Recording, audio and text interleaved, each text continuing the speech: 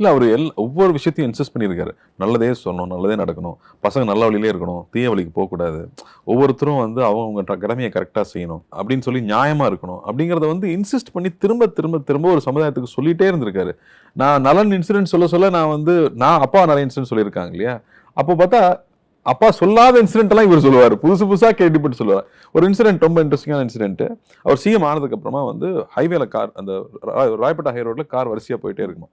அப்போ ஒருத்தர் வந்து இந்த வீல் சேர் இருக்கும் இல்லையா, வீல் சேரில் அந்த கையில் ஓட்டுறது, அவருக்கு ஹேண்டிகேப்ட், அவர் நின்றுட்டே இருப்பாராம்.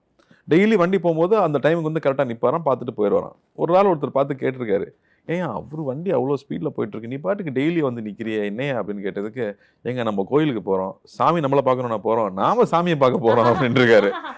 ஸோ இப்படி கார் போயிட்டே இருந்த கார் ஒரு நாள் நின்றுருக்கு, அவர் இறங்கி வந்திருக்காரு. இறங்கி வந்து கையில் எப்பவுமே அவர் வந்து எண்ணி கொடுக்கவே மாட்டாராம், அப்படியே எடுத்து கொடுக்குறது தான்.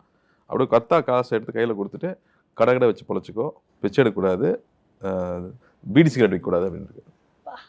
பீடி சிகரெட் விற்கக்கூடாது, நீ வேறு ஏதாவது கடை போட்டு பொழைச்சி கொடுத்துட்டு போயிட்டாரு. அது மக்களை நேசிச்சிருக்காருங்க, நேசிச்சிருக்காரு. போய் அவங்களுக்கு கொடுத்துட்டே இருக்கணுங்கிறது வந்து பயங்கரமாக பண்ணியிருக்காரு.